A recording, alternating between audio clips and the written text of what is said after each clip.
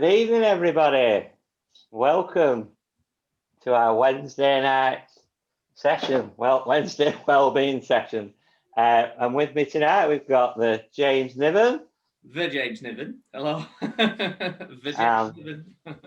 Hey, James Niven. Tosh Britton of Divorced Goddess. And we've also got a special guest, Gareth Mayoh. Welcome. Hi. Hello, everybody. Hello. Hi, Gareth. Right, so tonight we're going to talk about bereavement. And the reason that I've invited Gareth on is I've known Gareth for a few years now. Our children both go to the same primary school. And I knew his wife, Louise. I actually was a childhood friend of Louise's sister, Laura. Me and my best friend David at the time used to go down to Laura and Louise's farm where we had massive water fights, which we never actually won. They were very clever, Laura and Louise. They knew the farm, and they basically drenched us with all their hiding places and buckets of water. And obviously, as we've grown older, that's when I met Gareth, and Gareth's on tonight to tell us about his single parent journey, and talk about his two boys that he raises, Tom and Jack. So I'm just going to pass it over to you, Gareth, and let you tell your story. Right, thanks, Steve. So basically, my wife Louise passed away just over two and a half years ago from breast cancer. She'd had cancer for a few years prior to passing away. We thought it was manageable. We thought we could cure it and get on. We didn't tell the boys. Louise didn't want to do that, so we kept that between ourselves. She wanted the boys to have a really good childhood, not one that was always about cancer and things like that. So that's the way she wanted it. And then in 2018, well, it's actually less than 2.5 years ago, but in 2018, she went on a second round of chemotherapy because the cancer had spread. And as soon as she started that, she didn't take to it well, and unfortunately passed away. We told the boys while she was in the Christie at Manchester. So she had plenty of time with them, 2 months with them to discuss everything and go through everything. And then she was in East Lancashire Hospice for 6 weeks. They looked after her brilliantly. We spent some really good quality time together. But unfortunately, she passed away in July 2018. So basically, I'm here now with the kids. Tom and Jack were 8 and 9 at the time, so they're now 10 and 12. Fantastic boys. They've been my rock. You have to get on. You have to do things because they need somebody. They need stability for one, which I've always tried to offer them. Even when Louise was ill, I didn't like passing them to relatives all the time. I prefer to keep them here, keep everything as normal as possible. But yeah, I mean, they're fantastic boys. They've raised a lot of money for charity for East Lancashire Hospice, over £32,000 by wearing the shorts for winter. Well, for the last 2 winters now, they've never had long trousers on at school. Tom's got to put long pants on now because he goes to secondary school, and shorts aren't allowed. But yeah, I mean, just fantastic, really, the way they've coped, and the way they've got on, and the way they help me as well, because they're always here for me. It's a bit of a strange thing being supported by younger children, but it's just the way it is, and I think it happens a lot in bereaved families where they've got young children. They're a lot stronger than we give them credit for, I think. So yeah, that's my story, really.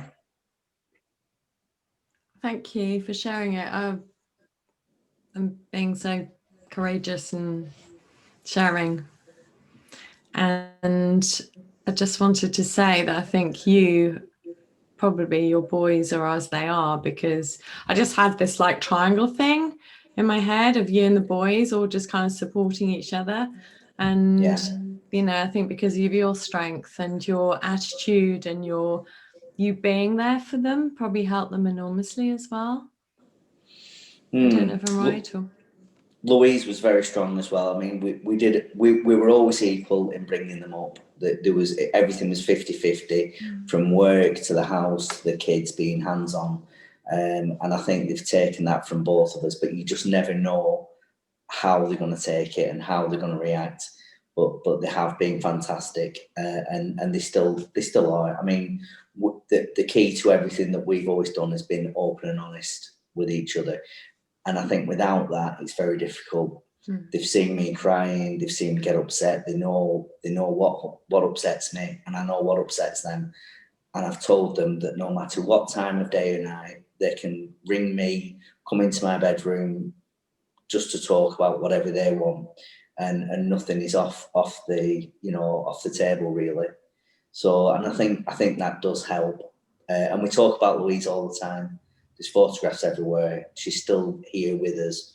All the family talk about her, which is great. So, they're just very strong. Amazing. Gareth, it's an interesting question, this.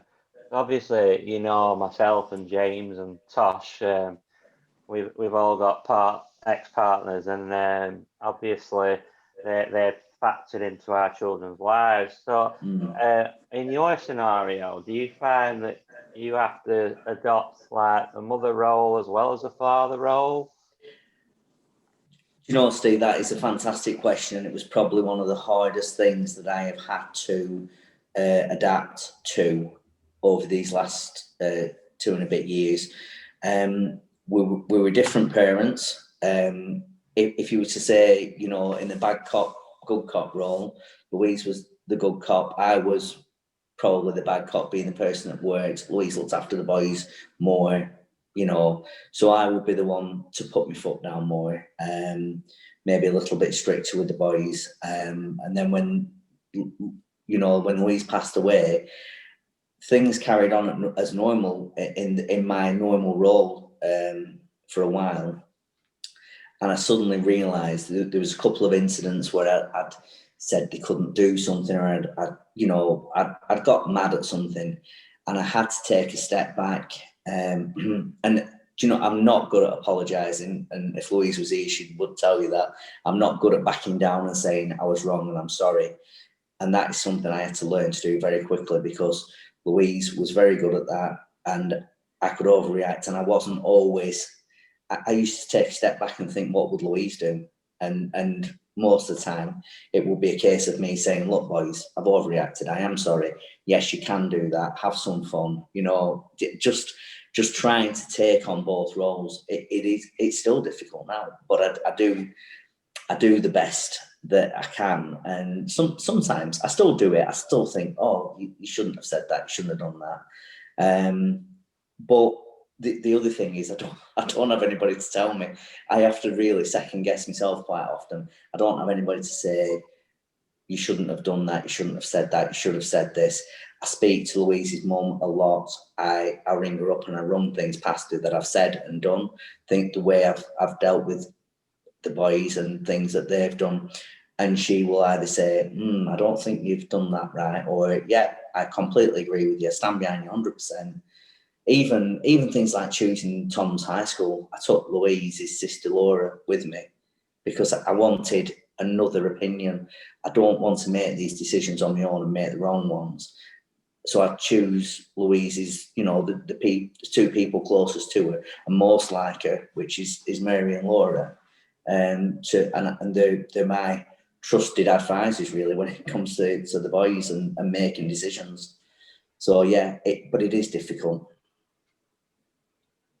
Yeah, I can imagine it really is, Gareth. And I just wanted to ask something. Just in case anyone who's watching this has been through a similar situation to you, and it might help them. But is there anything specific that you do on, say, significant days, whether it's a Mother's Day, a birthday, or kind of like the anniversary of a passing, that you think helps you or helps the boys kind of deal with those times? Yeah, there's a lot. There's a lot of things that we do. For Mother's Day and on Christmas Day, we go to Louise's grave. We take flowers up. The boys have made things. They still, well, they don't at the moment. They were still going to the hospice, doing a creative support art therapy with the hospice. So they've made things. When Louise was in there, they did a hand cast holding hands with Louise, it's in plaster of Paris and painted. They've made memory pictures there. They made some fantastic cushions as Louise's old clothes, which are on the bed now. And they made candles, so they're up at the grave, and there's like lights on and things like that. So we go up there quite often. The biggest thing that we do is we go up to a village up in North Yorkshire. Louise's birthday is at the beginning of January, just after New Year, 4th of Jan. So we go up there. We've gone up there now for the past 2 years as a family. So Louise's mum and dad, Laura and my brother-in-law James, their 2 kids and my 2. We stop in cottages and we go on the walk that we always did. We've gone up there for the last 20 odd years as a couple, as a foursome with Laura and James. So we do that, and we take a bottle of Prosecco on the walk, and we have a toast to Louise on the way around. So it's still the memory. And this year, funnily enough, we didn't think we'd be able to go to the cottage. And because the weekend falls that close to New Year for some reason, and they're always booked out over New Year. And I told the boys that I don't think we'll be going, and they were absolutely devastated. And I thought, it didn't actually dawn on me, and I thought, why are they so bothered? I didn't even think they like going up that much. And then I just thought, oh, it's just everything. It's everything. Grandma and granddad's there, the cousins are there. And what we do, it's important to them, and it's important to all of us. So even if we just drive up there and stay for the day and come home, we'll still be doing it. And I think it's something we'll probably do for a long time. But yeah, we always try. We talk about it like she's still here, and we do the things she liked to do, and we always keep that memory. And I think it's really important for the boys and for me, because it can be upsetting sometimes, like kind of raking up the past, but it's good. The good things definitely outweigh the upsetting bits that happen sometimes. So yeah.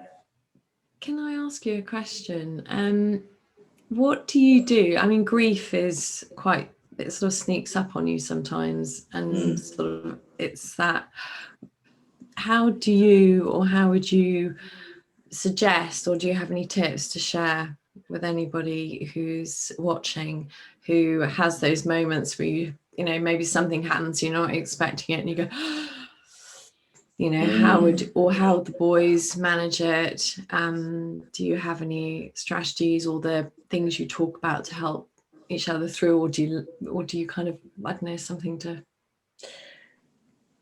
I don't know how I manage it. I really don't know. The grief, it affects everybody differently. So Tom is the eldest, he's 12, doesn't really talk about Louise a lot, but something can just happen, and he'll be overcome, and we sit down, we have a conversation. He's strong, he's determined, and he doesn't really get affected. Jack talks about Louise all the time. He's the youngest, and we can have a good chat. He'll just come and sit next to me.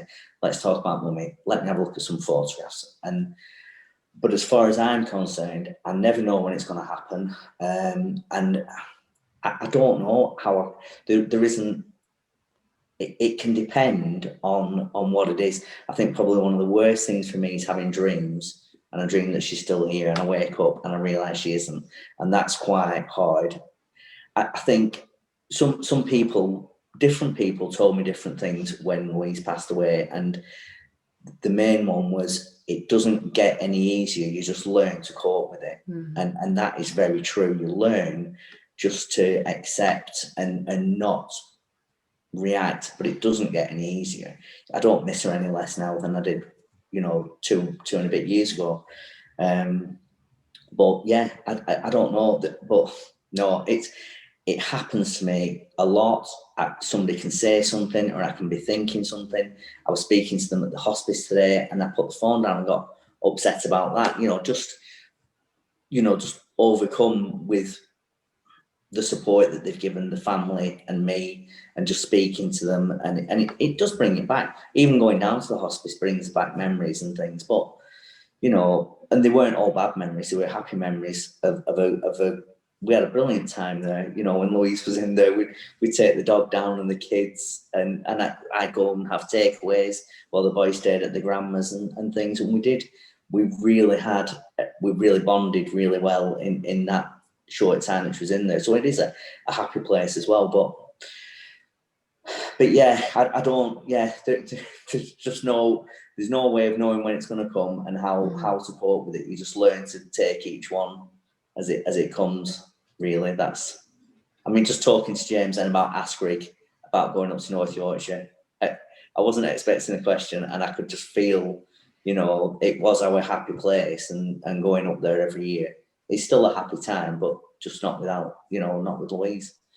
So, yeah. It's really good that you still visit those places, because I do know that other people that have been in your situation avoid those places that they've got happy memories just because they can't physically go back, because it's too upsetting. It's all different people, different things work for different people. But I think from what you've explained, I think it sounds like it's really good for all of you as a family to relive those happy times and see it as a positive thing, and a bit of like therapy, if that kind of makes sense for you, to go back there and relive those memories.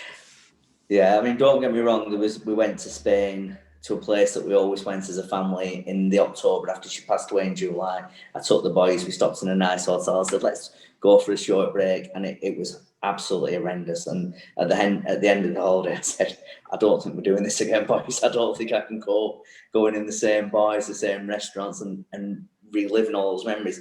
But we've gone back in the last couple of years. I've gone back with my mother and father-in-law, Laura and James, and I'm better now than I ever was.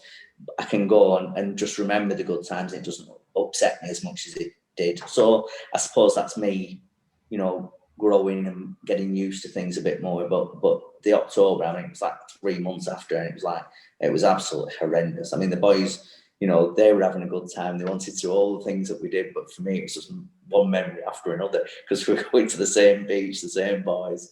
Oh, it was horrendous. But yeah, you've got to try these things. Louise loved traveling. Absolutely, she lived for traveling. We've been around the world, everywhere she wanted to go, and I'm trying to keep that going with the boys. I've got the camper van, so we do a lot of traveling in England, but I took them to New York, just doing things. My outlook has completely changed.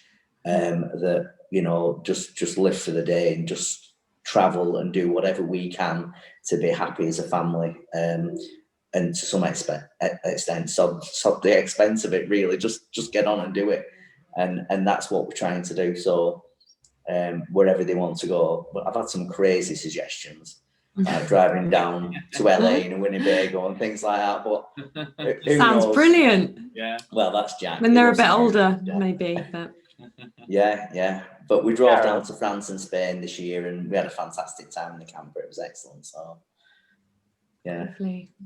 Gareth, obviously since Louise has passed away, are there any services that you've accessed to support you and your boys? Are there any that you've used? Oh, I've read so much, so many different books on bereavement. My preferred books are from people who've gone through it.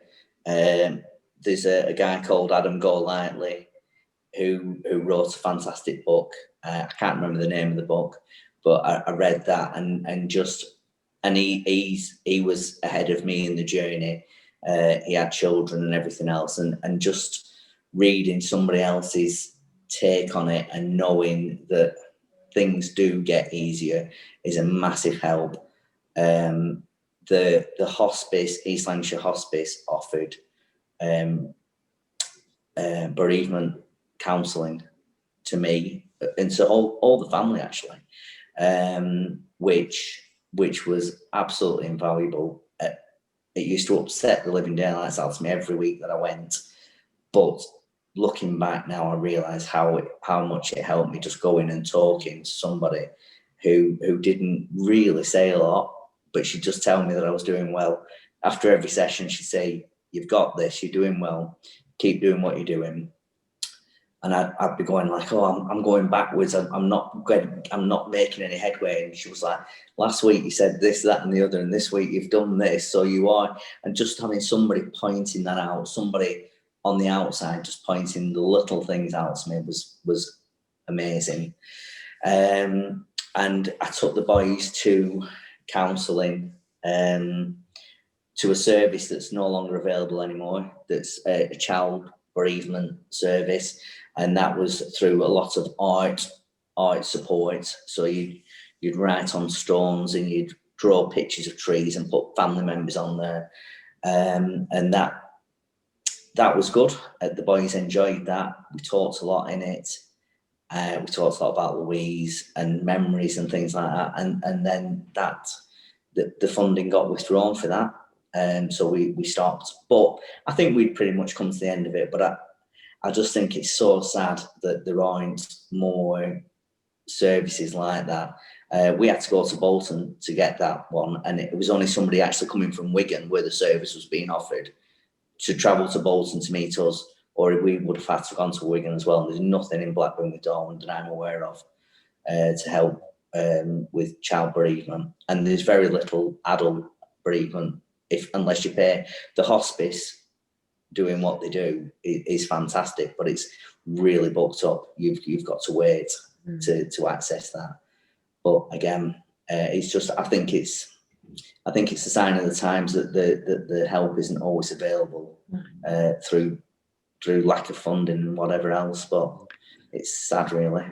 Yeah. So, sorry, Tash, just wanted to highlight. So when I told you about our group, Single Parents United, was the highlight of you joining that meeting James Niven? It was definitely, yeah. I mean, you told me all about James, and I thought it can't be real. Everything you've told me, and it's true. He's not. No, the group. I know we discussed it a lot, didn't we? I'd see you at school, and you'd be like, "Join the group," and I was, and I don't think I was ready at the beginning. Me and Louise were together for 22 years. We were married for 18. And you become pretty much one person. Your friends, we had good friends, but we mainly did things with family and the boys. And then I found myself literally on my own, not with any spare time because of the boys, thankfully. But the thought of joining a group and actually being with other people and talking to other people really didn't, it wasn't high on my priority list. But Steve wouldn't let me. He wouldn't let me say no, would you? Really? I wouldn't. and I'm so glad. I'm so glad because it's been one of the best things, the best decisions I made, and probably the best 12 months. It was fantastic. Before all this lockdown, we were on fire, weren't we? With the comedy club and just meeting up and doing things. We had walks planned, and everything was going so well. And then obviously we all got shut down, but I'm really, really positive that we can get back to where we were and just be able to offer support in whatever form it comes, whether somebody wants to go for a drink or they want to go for a walk, and just actually meet people and talk about other things. Can I just well, Gareth, I'm going to get a little bit of romance going here, mate. Because I think I've only actually met you. I reckon it's probably less than half a dozen times. I think 6 would at the most, probably pushing it. And you're just such a nice, warm, friendly, funny guy. I know I'll take the Oh, stop, I know I'll take the but you are. And James Niven is real. I know, but we're going to be friends for a long time because you are such a nice person. Talking about your boys, and I think Tosh touched on it. That's why they, like you said, they're fantastic boys, and the way that they cope with things and talk about and are open talking to you, and that's a lot of it. Obviously, down to you and Louise, but massive respect for you, mate, for the way that you. I know you talk about your boys a lot, and I know you do a lot with them, and they are a product of you and Louise at the end of the day, and that's why they're so amazing and done all these fantastic things that they've done with the charity work they've done, and it's just absolutely brilliant to meet somebody like you. It's an honour, Gareth. Thanks, James. You really have. You brought a tear to my eye there. I mean, you know, you are though, Gareth. You are mine and James Niven's role model. But the same. This is going to turn into a real bromance this year, I'm afraid. But the same thing goes for you two guys as well. The fact that you even started this group up, and that Steve wouldn't let me take no for an answer, and then as soon as I met James and Steve and the other people in the group, you know, you just know, don't you? You guys are doing it, and Tosh as well, coming along and helping in this way. It's like-minded people coming together with one common goal to help people, which is fantastic. And you know, I think it's good. But I really appreciate that, James. Thank you. It's the nicest thing you've ever said to me. I probably won't say anything that nice over it. No, I know you won't. Can I from the heart. I really want to ask you something, Gareth. Would you and the boys ever like write a book together to help parents, and maybe write your story and publish it in memory? And I could imagine. I tried some. It was the reverend from our local church. He said he came to see me loads, really supportive, and Rev David, and he said, write things down, you know, try making like a journal and things like that, and I did. And do you know what? Do you know what I really think though? I read people's books, like Adam Golightly's book, and I think he's done such a good job. I just can't, you know. And that's what I think. I mean, I hear people's stories in the group, and when Steve asked me to do this, I said, "Are you sure? There's people who've done it, who've been bereaved for longer, and they've done all this, and maybe they've got a better story." And James was like, Steve was like, "No, we want you to do it." And I was like, "Okay." And I don't.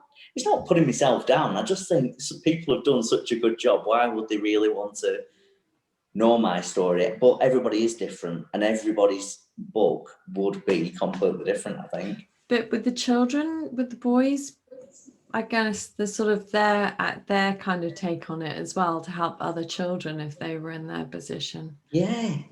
I mean, you know, really more, not, I mean, in the nicest way, but you've already excused yourself out of it. But like for the boys, you know, for the boys to write a book for other children to help them understand.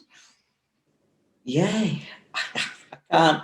Do you know what? They could, because they are fantastic. And I know that if there was ever a situation where somebody was in this boat, Tom and Jack would, probably Jack more than Tom, would be the first person there to say, look, it's going to be all right, put his arm around them and say, you know, this is what helped me or whatever. Tom is a little, you know, he's a bit more quieter. I don't even know what he's told his friends at secondary school. I've asked him, but he's like, oh, Dad, you know, like, so I don't know.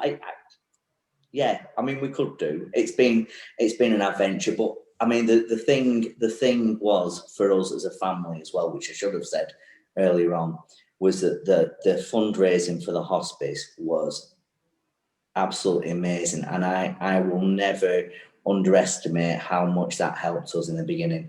Finding that common goal for all three of us.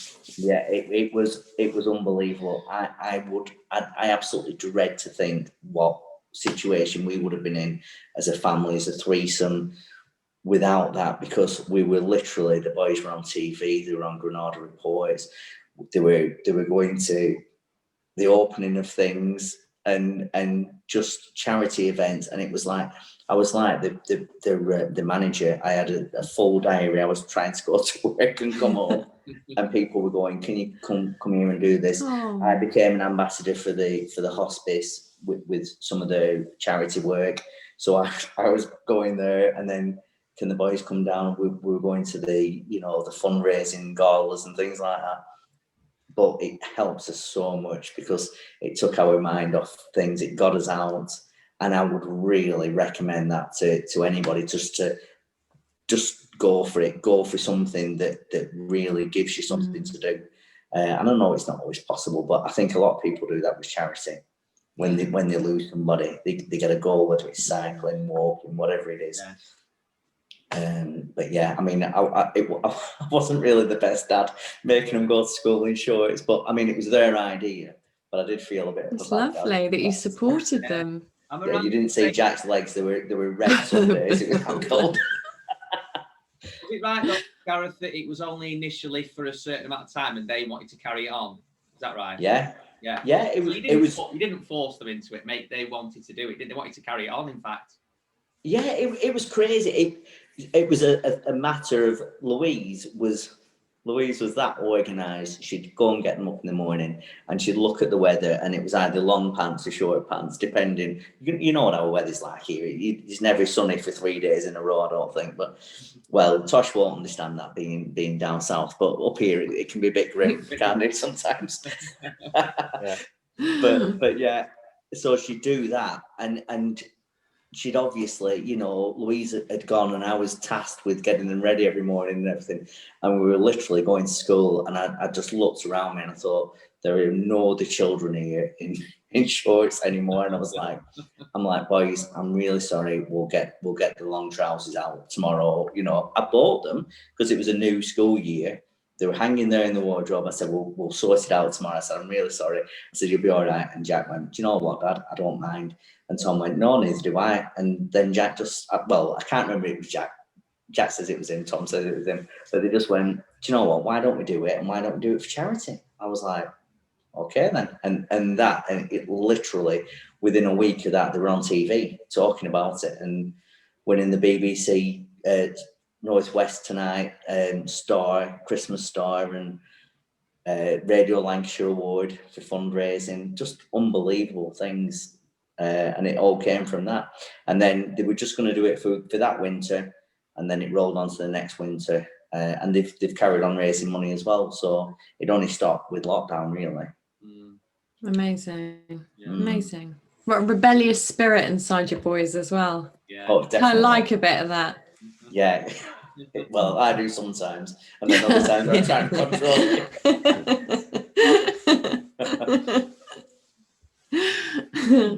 So Gareth, you remember when me and James took you into Darwin for a night out with some of the other admin?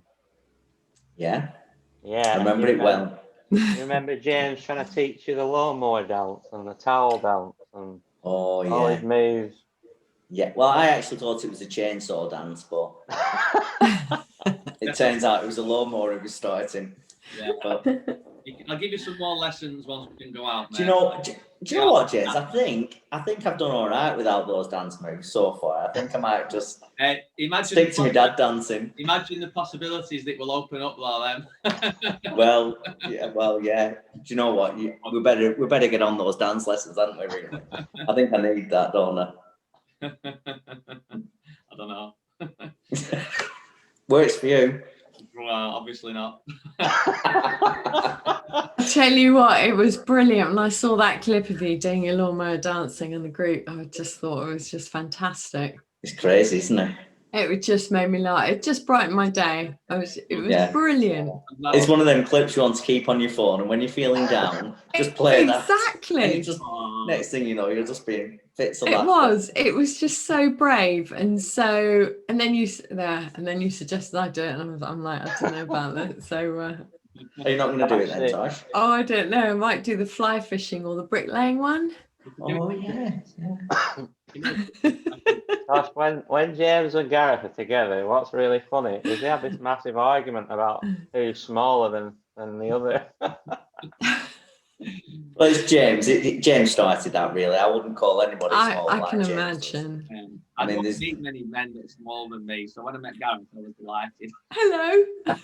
Yeah, there's half an inch in it, if that. And if we put that quiff down of yours, James, I've told you, if we got that down, I don't think there'd be anything in it. That quiff's getting bigger. I can't have your haircut, mate. That's why. I know. Well, tell me about it. I've had to fasten mine down. Yeah, extra glue on that wig. Yeah.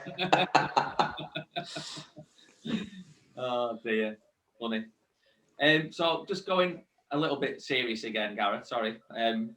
Just wondered again for people, anyone watching who's been in this kind of situation or going to have to deal with this situation.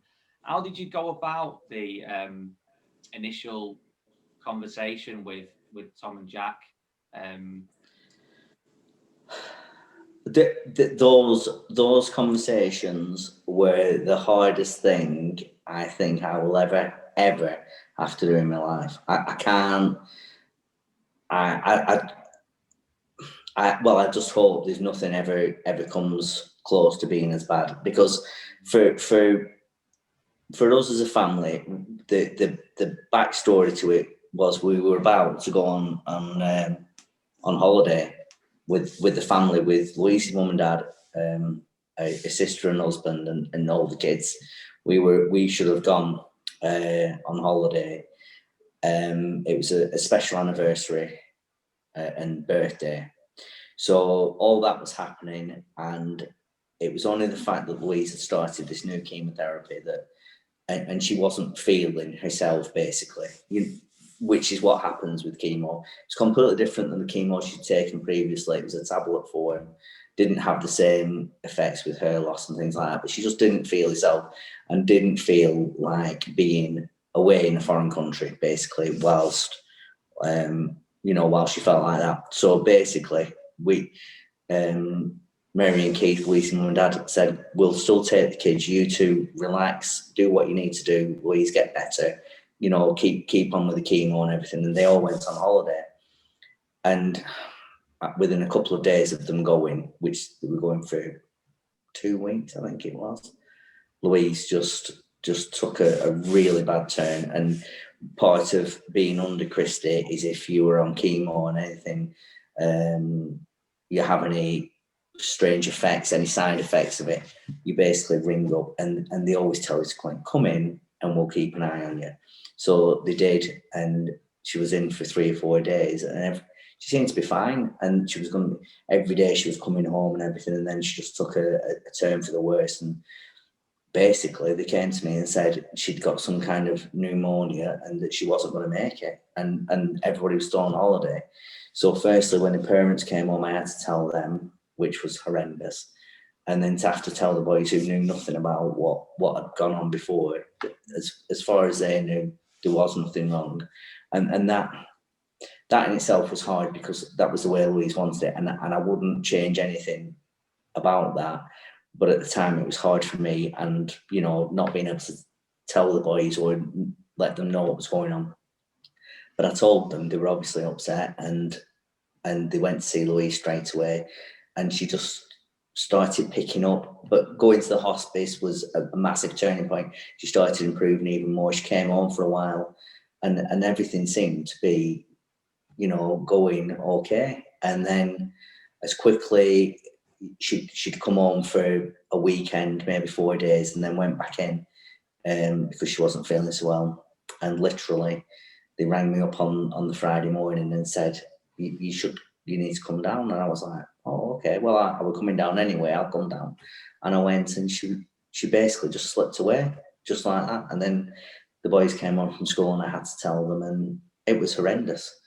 But they just, again, they shocked me to my core, because they were just, they were very upset. But they just said, right, come on, let's kind of get on with this. And Louise's mum and dad came around. We got to Kentucky, and the kids were here, and we were just talking about Louise, and it was just all so strange. But that's what they're like. They're just like, we've had a lot of rough times. Obviously, the funeral and things like that have been, hard. But they really, for me to have that kind of support, and it actually sounds weird every time I say it, because it doesn't feel like it's the right thing.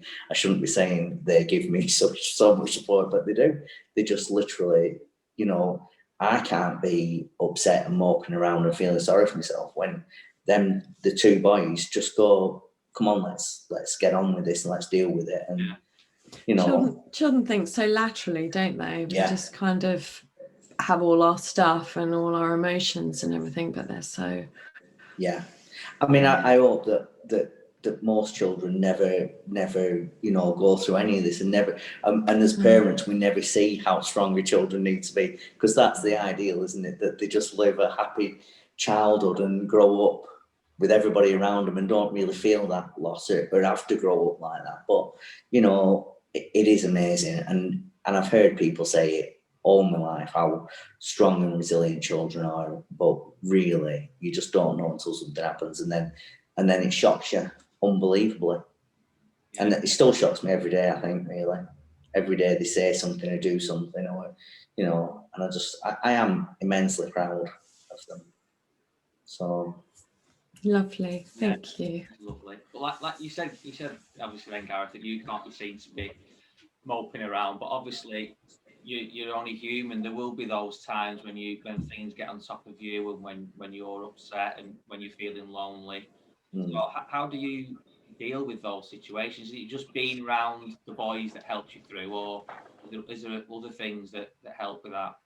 But the groups helped, and I mean that a lot, because you know, I can always go on the group. I know I don't as much, but just having it there, just having the group there to put a post on or to say something it's actually like having a friend that you can just call at any time. And obviously knowing you two and knowing the other admin and group members, you know, some of them are admin now, they weren't always. Heather and some of the other members who were local, who we've been out with, you know, it's like a new family. And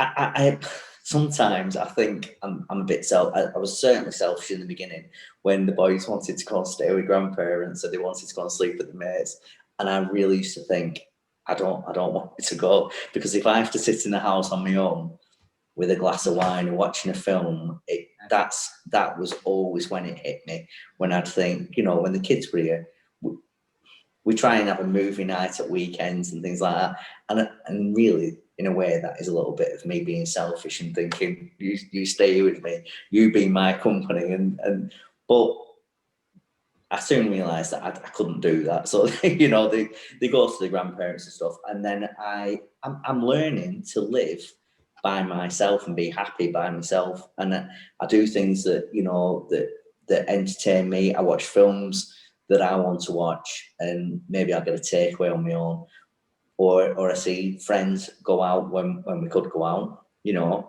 I mean, this is hard, isn't it? This lockdown, it's hard for everybody, but for single people, it's the pits, isn't it? Really, Yeah, you know, I mean, I think I actually thought about this at the beginning. I thought me and Louise would have had so much fun in lockdown, because I loved cooking, she loved drinking and watching me cook and talking to me, and you know, and all the things all the walks would have gone on, and the things would have done together. Yeah. It would have been bearable. But when you're on your own, and at the beginning when they were like, you can't actually meet anybody, never mind a bubble or any social help, you know, a social bubble or whatever they call it, or a help bubble. But yeah, so it's tough, but you know, it's you need to do some more cooking videos, Gareth. Gareth is an amazing cook, and he's really good at presenting when he does the cooking videos. It's really like, it's funny. It always makes me laugh. You did it tonight as well, Gareth. I can't do it, but you're always like, hiya. You do this thing, hiya, every time. Yeah, you always commenting on that. Hiya. It's your little thing.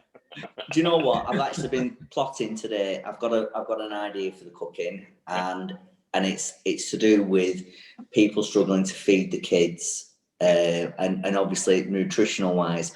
So what I'm going to do is I'm going to try and come up with a meal every week that you can cook for a family of 4 for under a £5. I'll buy the ingredients, and it's going to be quick and easy. I know what you're going to say. That's the other thing you say to make you out of it. Really quick, Really easy. really easy. But no, Can you Sounds drop it off at brilliant. my house, Gareth, when you've made it? yeah, Sounds so brilliant. yeah, that's what I'm going to do. I've just done one tonight. I've just done a scratch pasta with Lloydons in, an onion, tomato, a bit of chilli, pasta, and it must have cost, I don't know, if it cost £3, I know it didn't, and it's there, and the kids are diving into it, and they love it, and they go, That's brilliant, winner. brilliant to you, Dad, and Oh. it's you know, nutritious, well-ish, pasta, you know, plenty of carbs for the kids, which is what they want. They're playing football, running around all day, so maybe less for me, but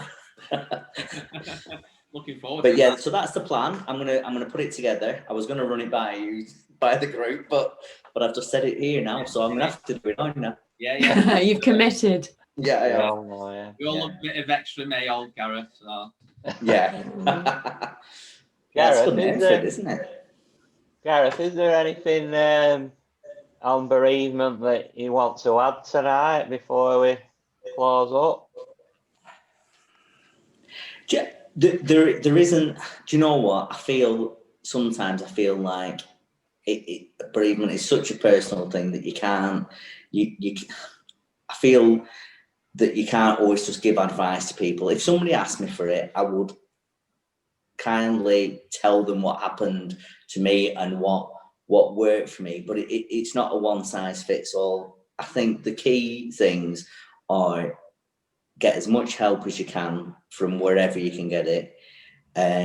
Be open and honest with everybody around you, and not, don't bottle things up and keep things in. And I think that's when the trouble really starts. If you can't be honest, and I know it's difficult, not everybody's in the situation, not everybody has people they can talk to, but even if it's somebody anonymous, even ringing the Samaritans and talking, just to actually, a problem halved is definitely a problem shared.